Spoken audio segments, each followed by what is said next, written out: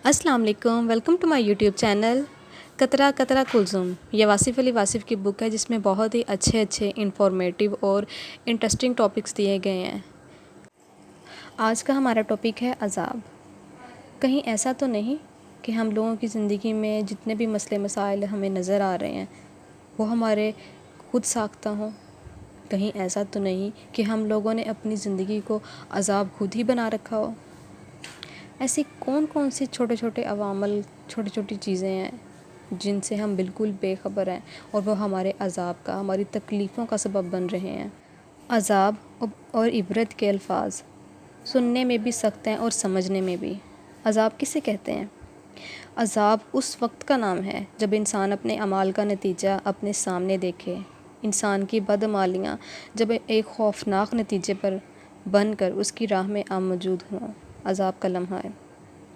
फितरत इंसान की लग़ज़िशों और बदअमालियों को अक्सर माफ़ करती है। इंसान अपने एतक़ादात का मजाक उड़ाता है, वो सरकशी करता है, वो लाफिज़नी करता है, वो ख़ुद को खुद साख्ता मालिक व मुख्तार समझता है, वो अताअत से रूगर्दानी करता है और अगर अताअत करे भी उसका मुआवज़ा उस शक्ल में वसूल करता है कि लोग उसकी अताअत करें।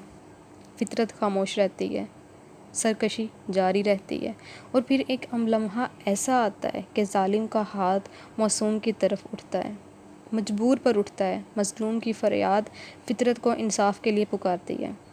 बस फितरत जब इंसाफ करने पर आ जाए तो समझ लें कि अज़ाब का वक़्त आ गया। किसी इंसान के कौन से अमाल किसी इंसाफ के लिए कैसे मुंतज़िर हो सकते हैं? इंसाफ बस क़यामत है। अदालत रहम नहीं करती। जब रहम न रहे तो अमाल का नतीजा सवाए अज़ाब के और क्या हो सकता है? अज़ाब के लम्हात मुहासबे के लम्हात हैं, इबरत की घड़ियाँ हैं, क़यामत का मंज़र है। अज़ाब का वक़्त वो वक्त है जब इंसान से दुआएं छीन जाएं, जब इंसान गुत्थियों को अपनी अक्ल से सुलझाना चाहे और अक्ल से वो गुत्थियाँ मज़ीद उलझ जाएं, तो समझ लीजिए कि अज़ाब करीब है। अक्ल और सिर्फ़ अक्ल, ताकत और सिर्फ़ ताकत मसाइल का हल नहीं दे सकते। जब तक उसका फ़सल हासिल ना हो, हमारे तमाम काम और हमारा तमाम हासिल हमारे लिए अज़ाब लिख रहे हैं। हम खुद अपने लिए अपने हाथों से अज़ाब लिखते हैं। यतीम का माल खाने वाला कितनी खुशफहमी में मुब्तला होता है कि इसे कोई रोक नहीं सकता। माल का मालिक यतीम है, महरूम है और गासिब अपनी कुव्वत में है। वो यतीम का माल हड़प कर जाता है। बस यहाँ से ही अज़ाब की इब्तिदा होती है। यतीम का माल, यतीम का हक़, यतीम का हिस्सा पेट में जाए तो ऐसे ही जैसे पेट में आग। और अज़ाब किसे कहते हैं? जब इंसान का लालच, उसकी अक्ल उसे आग निगलने पर मजबूर कर दे। अज़ाब को हम खुद ही दावत देते हैं। हवस ज़रपरस्ती इब्तिदाई अज़ाब है। जब इंसान के दिल से इंसानों का एहतराम उठ जाए तो समझ लीजिए कि अज़ाब का दौर आ गया। अज़ाब के ज़माने बदएतमादी और बदनज़मी के ज़माने हैं। जब इंसान दोस्ती, इंसान दुश्मनी में तब्दील हो जाए तो आगाज़ अज़ाब है। इंसान जब इंसानों को खौफज़दा करे या उनसे खौफज़दा रहे तो और अज़ाब क्या है? ताज्जुब तो ये है कि हर इंसान हर दूसरे इंसान को बुरी निगाह से देखे और अफसोस तो ये है कि कोई किसी का पुरस्तानी हाल ना हो। हर तरफ कीलो काल हो और हाल ये हो कि बस बुरा हाल हो। हर तरफ मसीहाओं का हजूम हो और मरीज़ दम तोड़ रहा हो। खुदा खौफी ना रहे तो मखलूक खौफी को वबा फैल जाती है। और अज़ाब की इंतहाई सूरत ये है कि अज़ाब नाज़िल हो रहा हो और लोग बदमस्तियों और रंगरलियों में महव हों।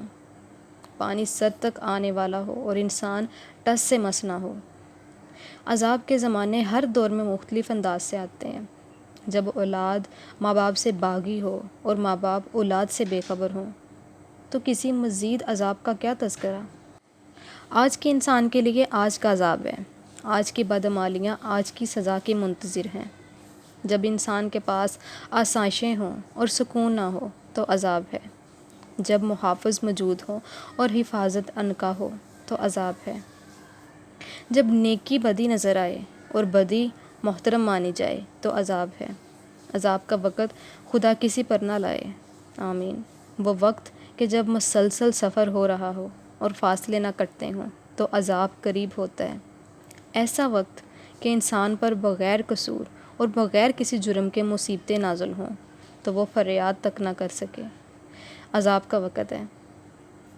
عذاب اس وقت کو بھی کہتے ہیں کہ مبلغ تبلیغ کرے اور سامعین مذاق اڑائیں، جب محسن کشی وبا کی شکل اختیار کر لے، عذاب ہے۔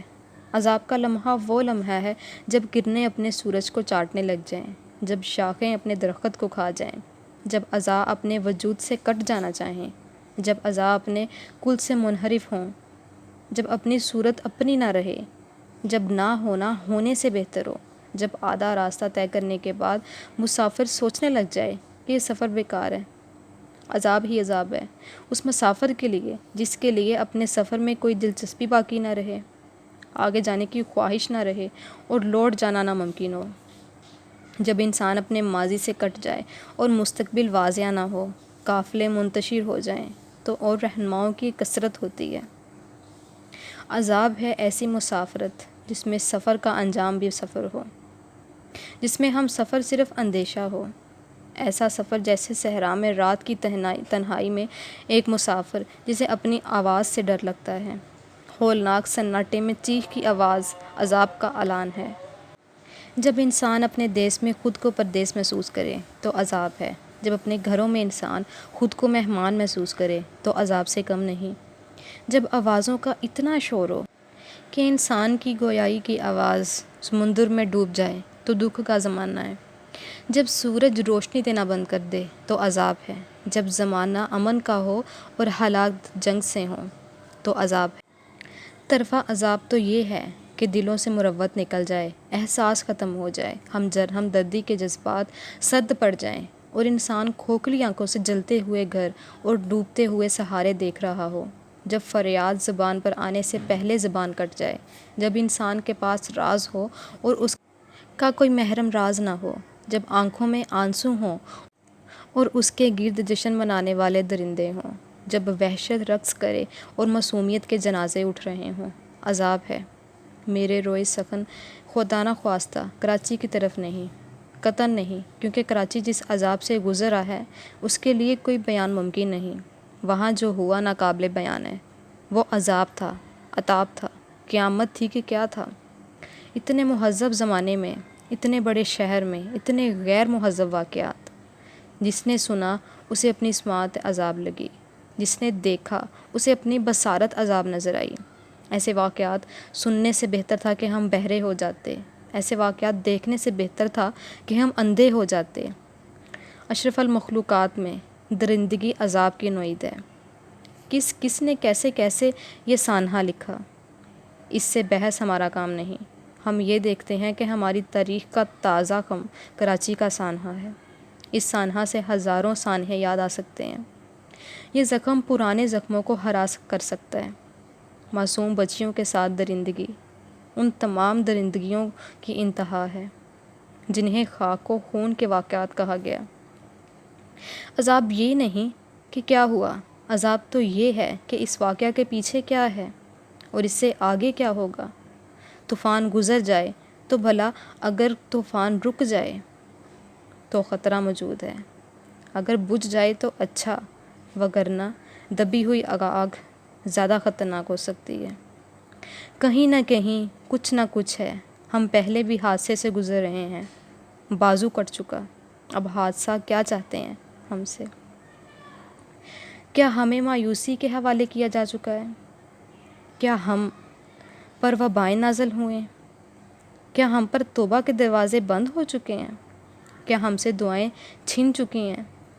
کیا ہم بھول گئے ہیں کہ ہمارے دروازوں پر بیرونی خطرات بھی دستک دے رہے ہیں؟ کیا اندرونی انتشار بھی بیرونی خطرے کا شاخسانہ ہے؟ کیا کشتی اور کنارے میں ہمیشہ کے لیے جدائی پیدا ہو چکی ہے؟ کیا ہم ایک ظالم قوم ہیں؟ کیا ہم بے حس ہیں؟ کیا ہم بے بس ہیں؟ کیا ہماری آنکھوں پر پٹی بندھی ہے؟ کیا ہم آنے والی نسلوں کو جواب دہ نہیں ہوں گے؟ کیا ہم پر کوئی اور یوم حساب نہ آئے گا؟ کیا ہمارا حساب عذاب کے علاوہ کچھ نہیں؟ کیا ہم نشے میں ہیں؟ غفلت کا نشہ، بے حسی کا نشہ، اپنی خود غرضی کا نشہ۔ کیا ہم سے ہمارا مستقبل ناراض ہے؟ کیا ہم سے ہمارا ماضی کٹ چکا ہے؟ کیا ہم ناقابل اصلاح ہو چکے ہیں؟ کیا اس کی رحمت نے ہمیں چھوڑ دیا ہے؟ ہم کیوں عذاب میں ہیں؟ اے مالک، ہمیں ہمارے اعمال کی زد سے بچا، ہمیں ایک دوسرے کے حوالے نہ کر، ہمیں اپنی رحمت اور اپنے فضل کے حوالے رکھ۔ کیا یہ ممکن نہیں کہ جس قوم سے خطا ہو جائے اس پر تیری عطا ہو جائے؟ ہو تو سکتا ہے، تو اگر چاہے تو رات سے دن پیدا ہو، مردہ سے زندہ پیدا ہو، خزاؤں سے بہار پیدا ہو، نفرت سے محبت پیدا ہو۔ تو چاہے تو مدم روشن ہو جائے۔ ہمارے مالک، ہم پر اپنی رحمت کے دروازے کھول، ہمیشہ ہمیشہ کے لیے ہمیں عذاب سے بچا، آمین۔ اگر ہم پاکستان کے موجودہ حالات کو دیکھیں تو ہم سب عذاب میں ہیں، اور یہ سارے کے سارے عذاب ہم سب کے خود ہی پیدا کیے ہوئے ہیں۔ اگر ہم اپنے ارد گرد رہنے والوں کے ساتھ زیادتیاں نہ کریں، ان کا حق نہ کھائیں، تو ہمارے اوپر ایسے حکمران مسلط نہ کیے جائیں۔